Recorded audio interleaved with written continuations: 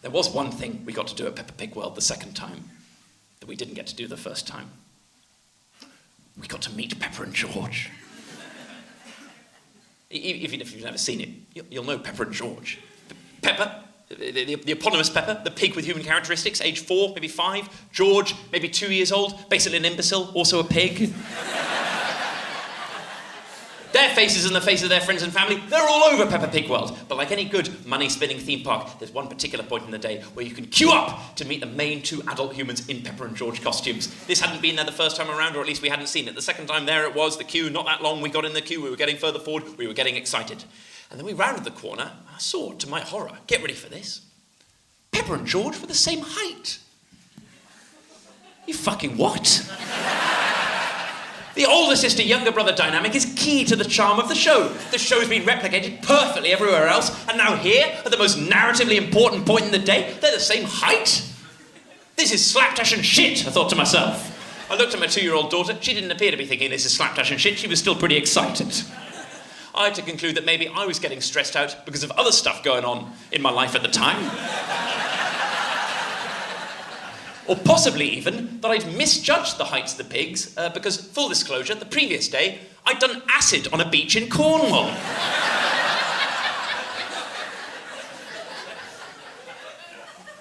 Like a lot of people trying to bounce back from the lockdowns, and perhaps particularly in my situation, I'm trying to live a lot of different lives with very short gaps in between those lives.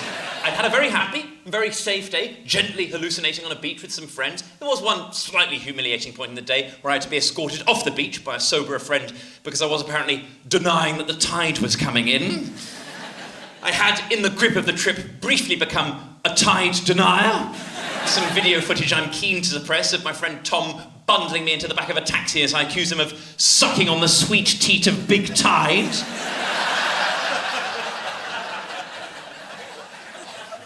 And I made it back to the Airbnb, had a pint of orange juice, went to bed, got up early the next morning, made it to Peppa Pig World on time. But I couldn't rule out that I might still have traces of hallucinogens about my system, and the last things you want to be hanging out when you've got traces of hallucinogens in your system are 6-foot talking pigs and your ex.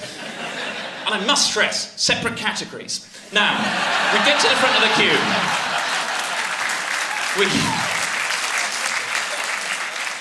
We have our photo taken. And as we're having our photo taken, the adult human in the George costume leans into me and he says, "What a lovely family." And it's all I can do not to spin around and go, "Fuck you, George, you can't talk." And I don't mean in a take a look at your own family kind of way. I mean literally, you can't talk. You can say the word dinosaur, emit the sound of a dinosaur, and that's it. Stay in your lane, child swine.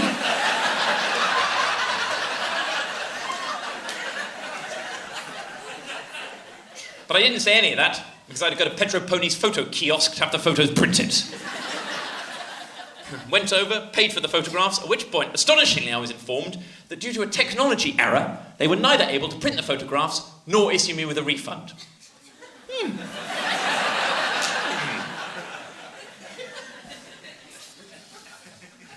You sort of want one or the other, surely. But neither? Neither? But I didn't make a scene. I stood in a kiosk on a hot and emotionally complex day at Peppa Pig World, and I accepted my fate, and I returned to my young family with neither photographs nor refund, and we drove home, and I don't need to tell you, I spent a lot of the following morning writing a series of increasingly agitated emails to Peppa Pig World, trying to, and I quote, get hold of anyone more senior than Pedro Pony.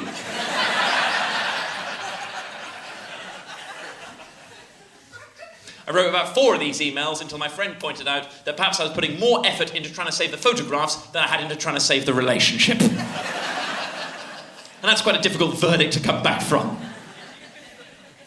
The Mistake, 2019.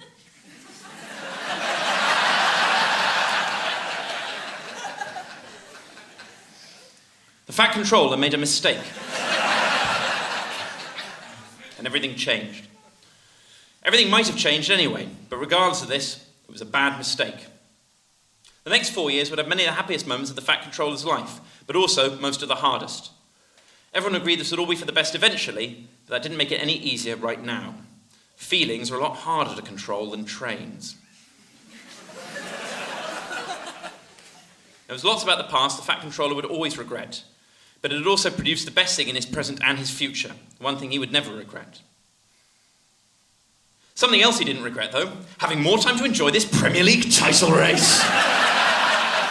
Klopp's Liverpool neck and neck with Guardiola's Man City, despite having the Champions League to think about. The Fat Controller watched Liverpool-Barcelona with some friends the week after everything went down. It was nice to have some company in the station house, and what a comeback! How did Barcelona let Liverpool surprise them for that fourth goal? Now, that really was a mistake. At the final whistle, Sodor rang out with cheers and laughter, and the Fat Controller forgot his troubles for a while. The end. This was an interesting thing to receive, Ivo.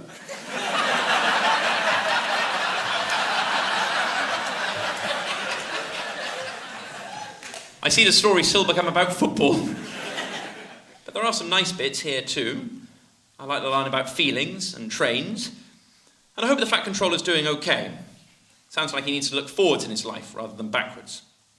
On which note, I haven't been your English teacher for 19 years. Please stop sending me these.